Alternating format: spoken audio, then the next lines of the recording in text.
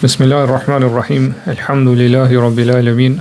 Wassalatu wassalamu ala nabiyyina Muhammad wa ala alihi wa ashabihi ajma'in. Wa ba'd. Sot inshallah do ta marrim temën e 20, e cila është tema rreth njohjes të emrave dhe cilësive të Allahut. Dhe kjo temë është e ngjashme me temën e kaluar, për këtë arsye ka mundësi që në u përsërit disa gjëra, mirë po nuk prish punë, por arsye se në përsëritje ka dobi të shumta. Pyetja është që përforcohet ato që e dim ose na rikujtohen disa gjëra që kemi harruar ose na kanë zbe. Në këtë temë autori Allah rujt i sjell disa hadithe. Hadithi i parë është hadithi që transmetohet te Buhariu dhe Muslimi prej Abu Hurairës radhiyallahu anhu, i cili tregon se pejgamberi sallallahu alaihi wasallam ka thënë: Inna lillahi 99 isman, 100 ila wahida. Man ahsaha dakhala al-janna. Vërtet Allah i ka 99 emra. 100 pa një. Edhe kushdo që i numëron këta 99 emra do të hyjë në xhenet. Po ashtu të Imam Ahmedi transmetohet hadithi prej Abdullahit radhiyallahu anhu, i cili tregon se pejgamberi sallallahu alaihi wasallam ka thënë: Ma asaba ahadan qattu hammun wala hazan. Çdo sa që dikën e godet ndonjë breng, shqetësim apo pikëllim, dhe pastaj thot: Faqala Allahumma inni abduk ibnu abdik ibnu amatik. O Allah, unë jam robi i biri robit tën edhe i biri robreshës tonë. Nasiyati bi yadik, unë jam në pushtetin tën. Madin fiya hukmun adlun fiya qadak. Gjykimi yt për mua ka përfunduar dhe caktimi yt për mua është i drejtë. As'aluka bi kulli ismin huwa lak sammayta bihi nafsak aw 'allamtahu ahadan min khalqik. Po të los ty me çdo emër që takon ty, me cilën e ke quajtur veten tonë, apo ja ke mësuar dikujt për krijesave tua, aw anzaltahu fi kitabik, apo e ke zbritur në librin tënd, pra në Kur'an. Aw istatharta bihi fi 'ilmi al-ghaib indak, ose e ke mbajtur këtë emër të fshehtë në dijen tënde të gajbit, pra që nuk ja ke treguar as kujt tjetër për krijesave. أن تجعل القرآن ربيع قلبي ونور صدري وجلاء حزني وذهاب همي. Pa të los ty me gjithë këta emra që ta bësh Kur'anin pranverë, freski të zemrës time, dritë të krahërorit tim dhe çrrënjosje apo largim të pikëllimit dhe shqetësimit brengës time. Illa adhhab Allahu hammahu wa huznahu. Tot kush e thot këtë fjalë, Allah do t'ja largoj brengat dhe do t'ja largoj shqetësimet dhe pikëllimet. Wa abdalahu makanahu farahan. Dhe në vend kësaj Allah do t'ja zëvendësoj me gëzim dhe hare në zemrën e tij. Pastaj dikush prej sahabëve ka pyet pejgamberin sa a të mësojnë këto fjalë ose këtë dua që sapo na mësove. Pejgamberi sa ka thënë: Bela yanbaghi liman sami'aha an yata'allama. Gjithsesi kushdo që e dëgjon këto fjalë ose këto lutje dhe këto dhikra do të më mësu. Pra ka obligim më mësu ato. Gjithashtu transmetohet hadithi prej Aishës radhiyallahu anha, pa prapë të Buhariu dhe Muslimi, që pejgamberi sa me ka dërguar një prej shokëve të tij si komandant i një njësie të ushtarak. Dhe thot ai, sari u falte namazin shokëve të tij, pa ata që ishin në udhëheqjen e tij, pasi e përfundonte këtë leximin e Kuranit, e përmbyllte këtë lexim me surën Kul huwallahu ahad, me surën Ikhlas. Kur u kthyn në Medinë, kanë pyetur pejgamberin sallallahu alajhi wasallam rreth veprës së tij, pra pse ka vepruar kështu. Dhe pejgamberi sa ka thënë se eluhu li ayyi shay'in yasna'u dhalik. Ju pyeteni pse ka vepruar kështu. Dhe pasi e kanë pyet, ka thonë li annaha sifatur rahman. Nga se këtë sure përshkruhen cilësitë e gjithëmshëshmit. Ot Allahu subhanahu wa taala. Fa ana uhibbu an aqra biha, për këtë arsye du shumë që me lexu këtë sure sa më shumë. Atëherë pejgamberi sallallahu alaihi wasallam ka thonë akhbiruhu anna Allaha yuhibbuhu. Atëherë thotë ju tregoni atij që Allah e don atë. Në një transmetim të ka thonë hubbuka iyyaha adkhalaka al-janna. Dashuria jote ndaj kësaj sure ka më të fut në xhenet. Ka më të çon në xhenet. Prandaj për kësaj hadithe po e kuptojmë se kush do që i don cilësitë e Allahut subhanahu wa taala, Allah e don ato dhe fut në xhenet. Pra me njoft Allah subhanahu wa taala dhe përmes cilësive që kanë në Kur'an dhe në Sunet, po cilësitë që tregojnë për përsosurinë absolute të Allahut subhanahu wa taala. Po që ai është i përkryer nga çdo aspekt Kjo është prej shkaqeve ose prej portave, prej rrugëve më madhështore, më të rëndësishme me cilën përmirësohen zemra. Dhe përmes cilës pra largohen të gjitha shqetësimet, brengat, pikëllimet dhe smundjet e zemrës. Pra, kushdo që angazhohet me dituri dhe njohuri rreth emrave dhe cilësive të Allahut, mundohet mi kuptu ato, edhe me bëhu lumëtim të plot rreth emrave dhe cilësive të Allahut subhanahu wa taala, do të arrijmë përfundim që këto cilësi, pra emra dhe cilësitë të Allahut subhanahu wa taala, përfshin dobi të shumta dhe madhështore. Po lumtimi rreth tyre, studimi i tyre, domthonë kuptimi rreth tyre, na sjellën dobi të shumta dhe madhështore. Për tyne arrim përfundim se dituria rreth tauhidit të emrave dhe cilësive të Allahut subhanahu wa taala është dituria më fisnike. Është dituria më e lartë, më madhështore ndaj gjitha diturive tjera. Prandaj kushdo që angazhohet me kuptu këtë dituri, që është me hulumtur rreth saj, është të angazhuar me synimin dhe qëllimin më të lartë. Dhe arritja e kësaj diturie është dhurata më e madhe që edhe më e ndershme që Allah subhanahu wa taala ja jep robët. Dobia e dytë është se me njoft ose njohja dituria me njoft Allahun subhanahu wa taala, pas njohria dituria rreth Allahut, kjo e shtyn njeriu ose e çon njeriu që me dashur Allahun subhanahu wa taala. Me pas frikë ndaj tij. Gjithashtu edhe me shpresu te Allahu subhanahu wa taala, edhe domthonë gjitha veprat me bë sinqerisht për Allahun subhanahu wa taala. Dhe kjo është pra vetë lumturia që synon edhe arrin robi, që synon me arrit robi. Nuk ka mundësi rrugë tjetër me njoftë Allahun subhanahu wa taala veç se duke i njohur ose duke i mësuar emrat e cilësitë e tij dhe duke u thelluar në kuptimet edhe aludimet e tyre. Dobia e tretë është se Allahu subhanahu wa taala, siç e dim, të gjitha krijesat edhe njerëzit i ka krijuar që me njoftë Allahun subhanahu wa taala edhe me adhuruar.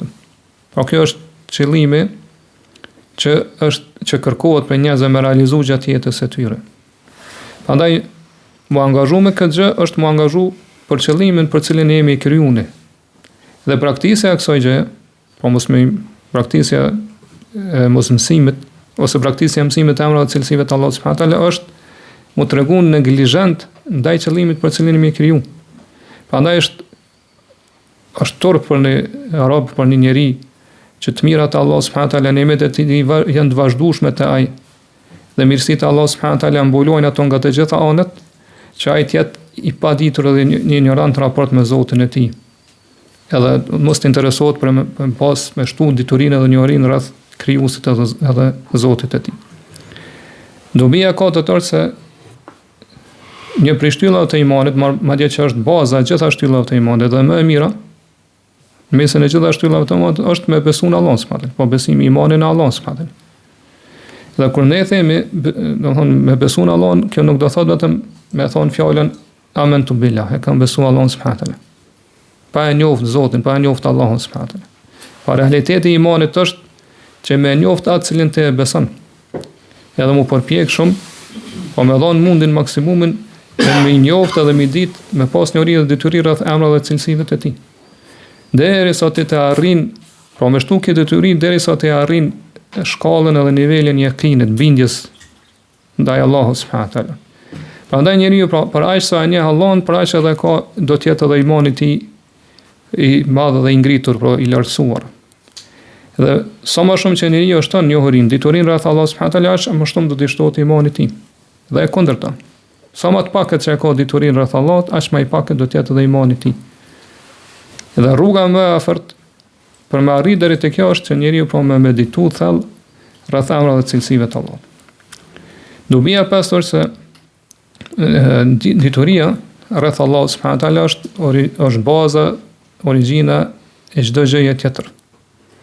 Pra ai që ka njohuri rreth Allahut subhanahu wa taala dhe emrave dhe cilësive të tij mirë, domthonë i njeh ato siç duhet, por në realitet atëherë përmes njohurisë së tij, përmes diturisë së tij rreth emrave dhe cilësive të Allahut dhe rreth veprave të Allahut subhanahu wa taala, ai ose me detyrimin që ka rreth emrave dhe cilësive të Allahut, ai argumenton edhe për veprat e Allahut subhanahu wa taala. Argumenton edhe pra që vepron Allahu, pra që legjson Allahu për dispozitave dhe për ligjeve. Nëse ai e din se Allahu subhanahu wa taala nuk vepron asgjë veç se në bazë asaj që kërkojnë emrat dhe cilësitë e tij. Po veprimet e Allahut subhanahu wa taala rrotullohen rreth drejtësisë, mirësisë dhe urtësisë. Nuk dalin për këtyre trijave. Për këtë arsye, Allahu subhanahu wa taala nuk lehtëson diçka prej ligjeve, prej dispozitave, veç se në bazë asaj që kërkon lavdia, urtësia, mirësia edhe drejtësia Allahu subhanahu wa taala. Po gjitha lajmet e Allahu subhanahu wa taala janë të vërteta edhe të sakta. Dhe gjitha urdhat edhe ndalesat e Allahu subhanahu wa taala janë drejtësi edhe urtësi.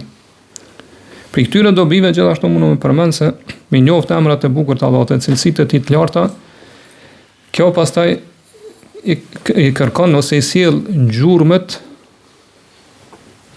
e ubudijës dhe nështrimit, pra robrimet dhe nështrimit ndaj Allahut subhanahu wa taala.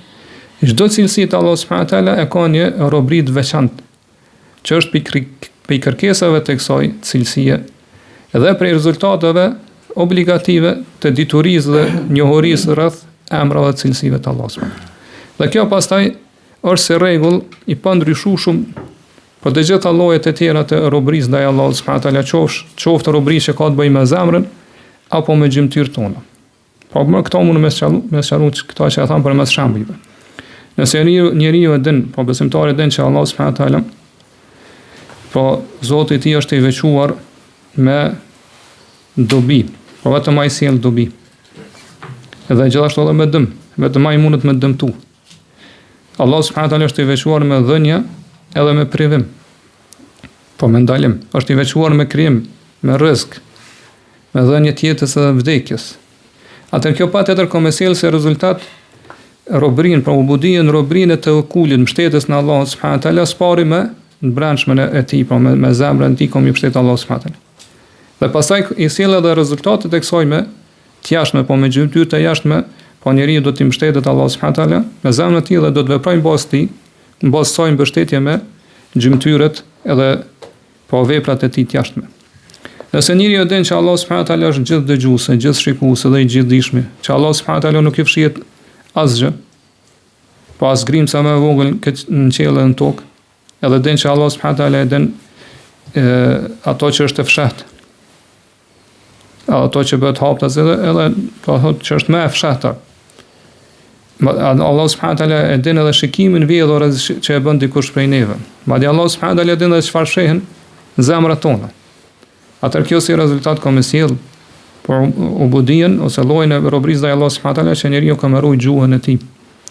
Po s'ka më fol gjëra që e zemrojnë Allahun subhanahu wa taala. Ka më ruaj gjymtyrët e tij. Po nuk ka më vepruar me gjymtyrët e tij me katër, të cilat Allahu subhanahu wa taala nuk i don ose është i zemruar me këto veprime. Gjithashtu madje ka më ruajt edhe mendimet e zemrës së tij. Po ka më ruajt edhe zemrën e tij për aty në mendimeve që Allah nuk është i kënaqur. Prandaj ai do të mundohet që në gjitha organet, gjitha gjymtyrët e tij, edhe gjërat që ndërlidhen me to, po mi përdor ose mi shfrytëzu vetëm në ato vepra dhe gjëra që Allah subhanahu wa taala i don edhe është i kënaqur. Gjithashtu nëse njeriu e din që Allah subhanahu wa taala është i pasur, i vetëmjaftueshëm, bamirësi, mëshirbërësi, po ai që mirësia e tij është gjithë përfshirëse, atëherë kjo si rezultat ka me sjell forcën dhe fuqinë e shpresës, pra ka me pas shpresë të madhe te Allahu subhanahu wa taala. Dhe pasaj shpresa ka me sjell lloje të ndryshme të robrisë ndaj Allahut subhanahu wa taala, qoftë pra robria jashtme apo brendshme me zemër, varësisht kësaj njohurie dhe diturie që ti ke për to cilësi të Allahut subhanahu wa taala. Po ashtu nëse njeriu e din që Allahu subhanahu wa taala është i takon për çështja më lart, po për sësuria absolute, pra është i përkryer, edhe gjithashtu është i bukur. Allahu subhanahu wa taala i takon bukuria absolute. Atëherë kjo ka më sjell si rezultat në domosdoshmërisht, po në zemrën e besimtarit me dashur Allahu subhanahu wa taala, me një dashuri të veçantë, edhe me pas dëshirë dhe mall mu taku me Allahun subhanahu wa taala. Dhe pasaj që kjo dashuri që e ka në zemrën e tij ka më sjell pasaj si rezultat lloje ndryshme të adhurimeve. Këtë mënyrë po e kuptojmë se krejt robria, ubudia, pra të qenit robi Allah subhanahu wa taala, këtë robria kthehet edhe i referohet ose kthehet gjërave apo kërkesave të emrave dhe cilësive të Allahut subhanahu wa taala. Prandaj pra nëse njeriu njeh Zotin e tij me njohuri edhe dituri të vërtetë që kërkohet prej tij, po dituri e cila është e pastër dhe shëndosh prej rrugëve të njerëzve të devijuar, po të cilët kanë humbur rrugën e drejtë dhe saktë në në rrugtimin e tyre drejt njohjes së Allahut subhanahu wa taala.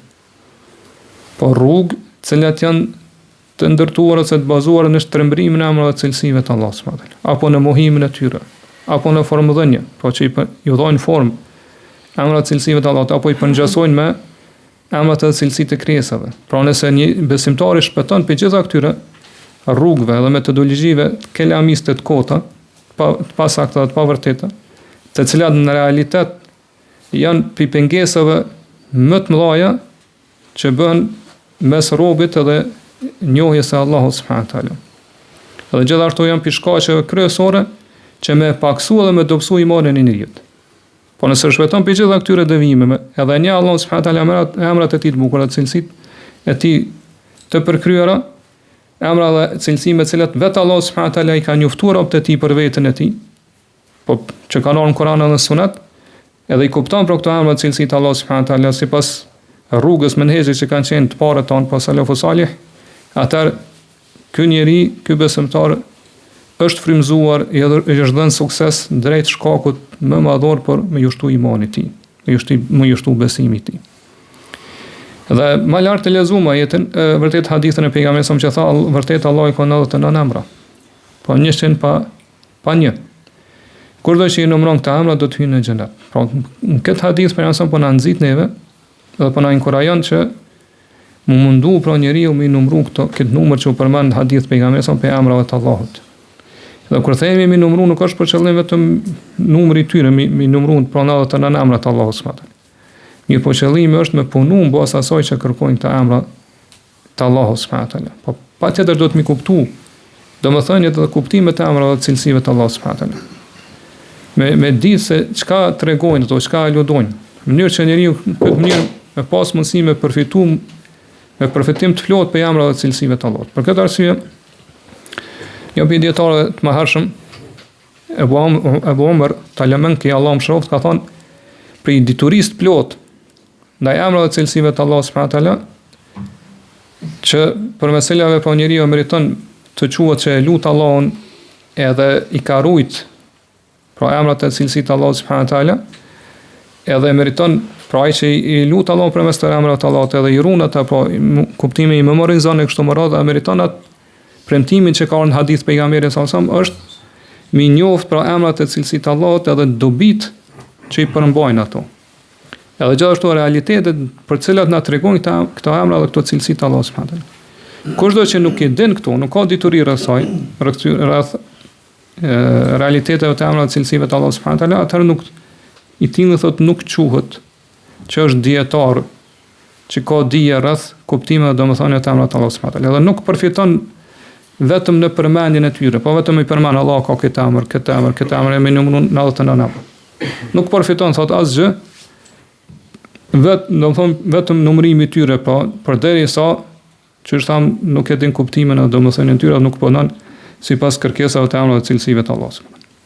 Për këtë arsye Ibnul Qayyim Allahu mëshiroft kur i shpjegon se çka do të thotë me i numëru, që ka në këtë hadith me i bë ihsa, pra me i numëru emrat e Allahut subhanahu wa taala, thotë numërimi i tyre ka 3 nivele ose 3 faza. Me i numëru fjalët edhe numrin e tyre. Pra 99 emrat të Allahut subhanahu wa taala. Po mi ditë. Kjo është faza e parë, me ditë. Kjo është emri i Allahut, kjo është emri derisa arrin numrin 99. Faza e dytë është mi kuptu që është deri tash, po domethëniet edhe aludimet e tyre, mi ditë këtu. Edhe e treta është me lut Allahun përmes tyre. Mirë, po kur themi me lut Allahun subhanahu wa taala përmes tyre, domethënë me lut Allahun me 2 lloje të lutjes, po me duan e adhurimit edhe me duan e lutjes.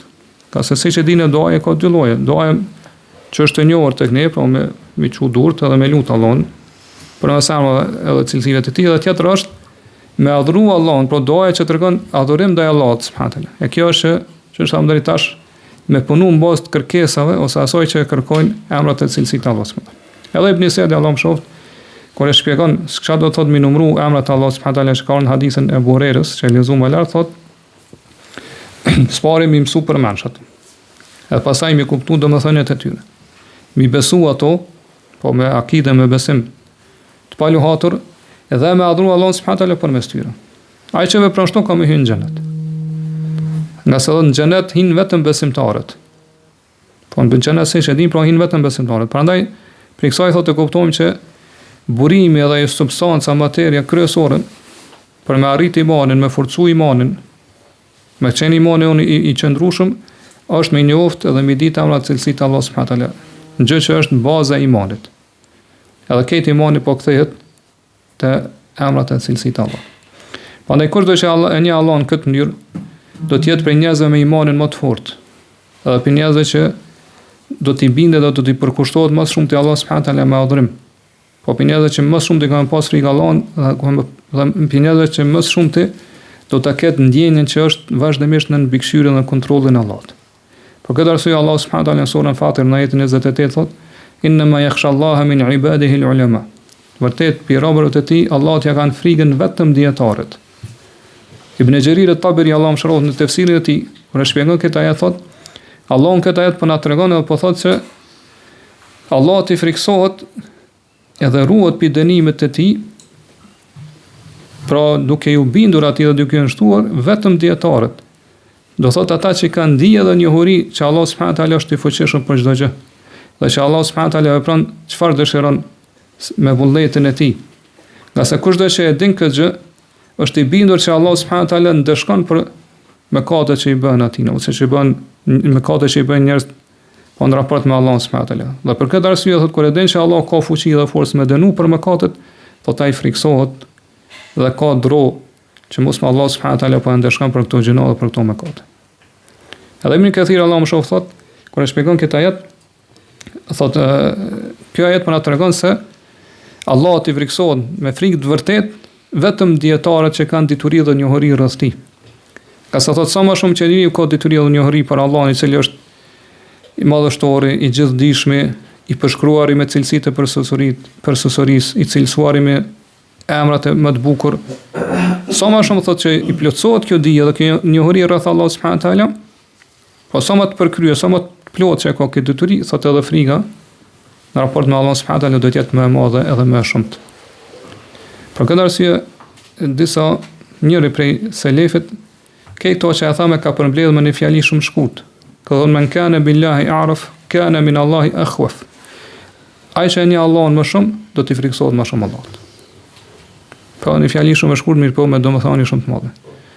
Prandaj çfarë kemi përmendur në dersën e kaluar, Ibn Qayyim Allahu shoft ka thonë shpirtat e njerëzve nuk kanë nevojë diçka më shumë për diçka më shumë se sa me njohës krijuesin edhe Zotin e tyre, me dashur ato, me përmend, edhe me përjetu haren edhe gëzimin lumturinë, me përmendje dhe adhurimin e Allahut subhanahu wa taala. Si edhe me kërku thot sa më shumë afrim wasile te ai përmes adhurimeve dhe bindjeve të shumta.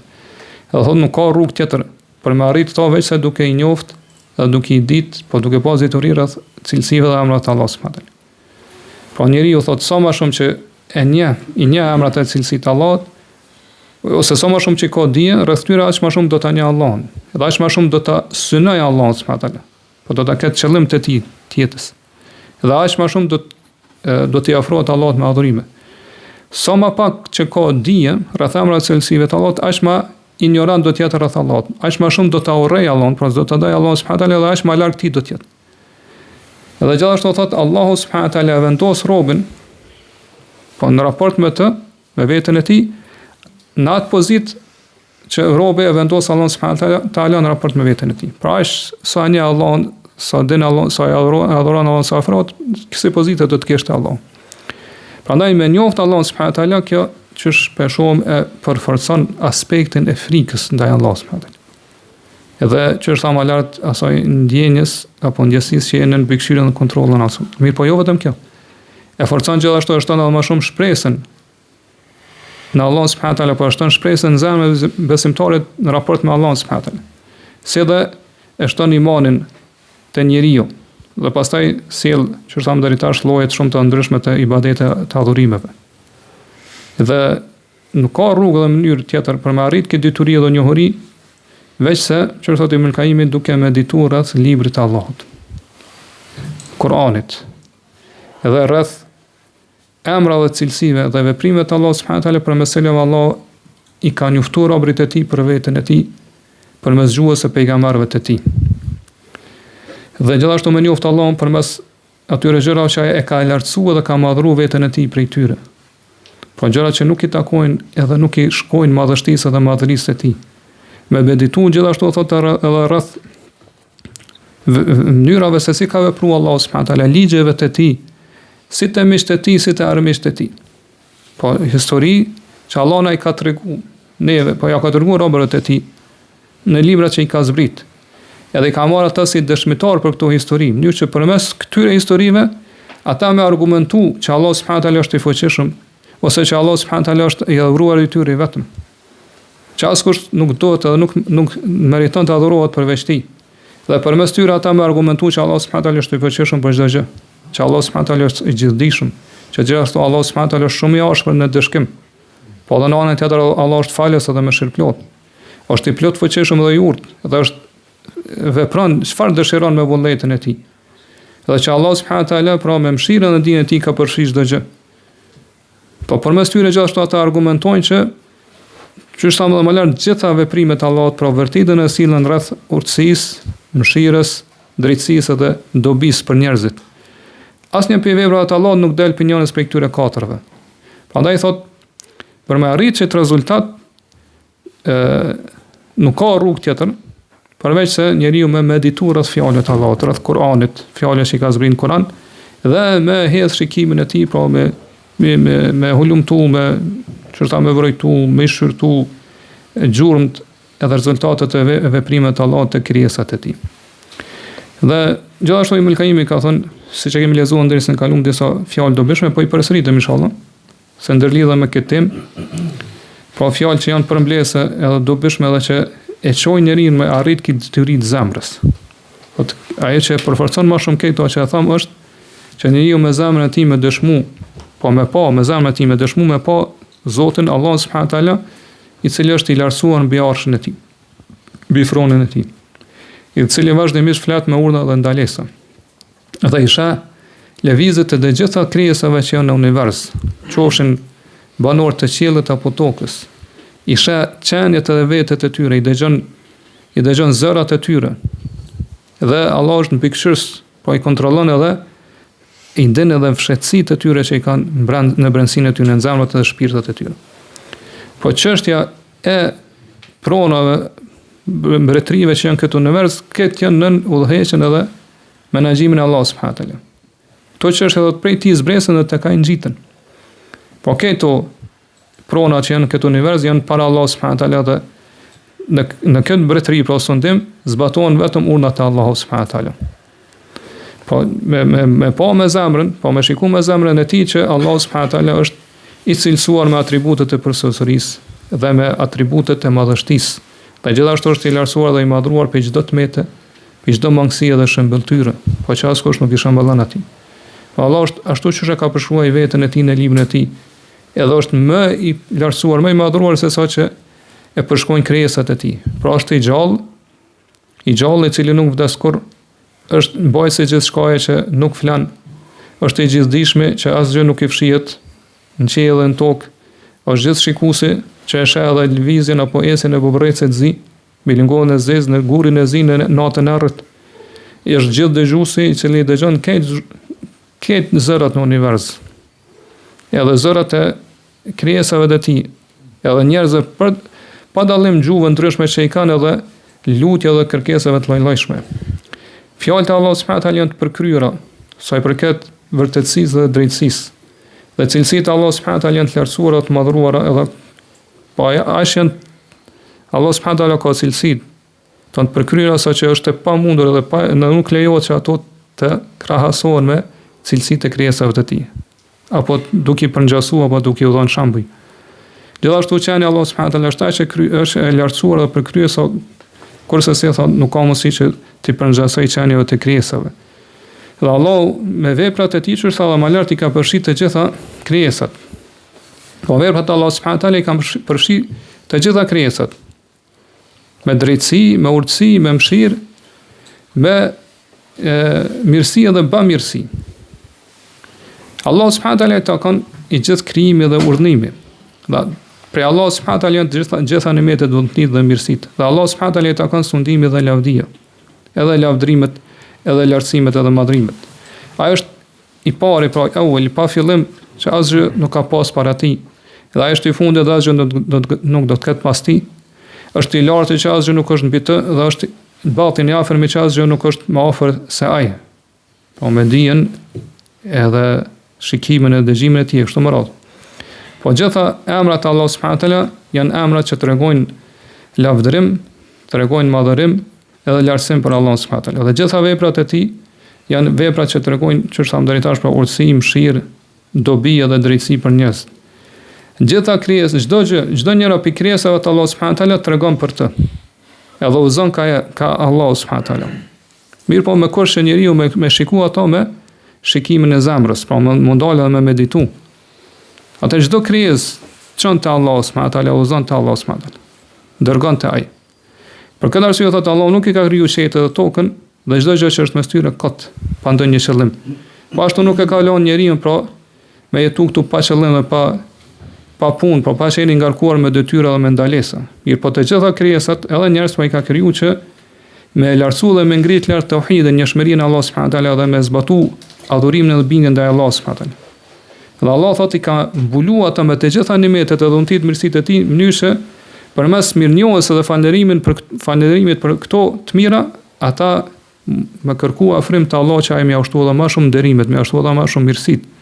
Dhe Allah subhanahu wa taala thotë i ka njoftuar robërit e tij për veten e tij me lloje të ndryshme të diturive dhe të njoftimeve. Për këtë arsye thotë Allah subhanahu wa taala ka sqaruar atyne ajetet, ja ka atyre prova, dëshmitë, argumentet, ka sjell lloj-llojshme. Dhe përmes tyre i ka ftuar ata që me dashur Allahun subhanahu wa taala nga gjitha dyert, nga gjitha aspektet. Dhe po ashtu thotë atë beslidhen që Allah subhanahu wa taala ka vendosur mes tij dhe mes krijesave të tij.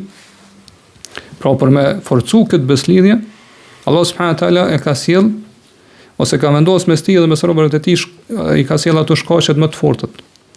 Ai përmend pyetjen e thotë ajo që e përmend më lart, po ja u ka dhënë atyne, ja u ka plotsu nimetet dhe dhuntit e bollshme. Po i ka mbuluar me gjitha nimetet edhe mirësitë e tij. Mirë, po ka vendosur të ta dhe argumente të fuqishme. Ka vendosur kundër tyre argumente të fuqishme. Edhe ka shkruar thotë e ka bë obligim për veten e tij, mëshirën e tij. Kështu që thotë Allah subhanahu wa taala në librin që e ka vendosur ai, po mbi arsh që ka në hadithin e saktë, thotë në këtë libër thotë mes tjerash e ka përfshirë edhe fjalinë të cilën e ka shënuar te Allah subhanahu wa taala që mëshira e tij e ka mujt ose e dominon zemrimin e tij. Prandaj pra kushdo që e njeh Allah subhanahu wa taala në këtë mënyrë çu shkoi përshkruan Ibnul Qayyim Allahu mëshiroft. Po arrin këtë kuptim të thellë me zemrën e tij, atëherë do të jetë njeriu me imanin më të fortë. Do të jetë njeriu që më së miri të din me madhuru dhe do thotë me lartësu Allahun subhanahu wa taala. Edhe pas bindjen që është në mbikëqyrjen edhe kontrollin e Allahut subhanahu wa taala. Do të jetë njeriu që më shumë do të dëshojë bindjet, adhurimet edhe afrimet e Allahut subhanahu wa taala.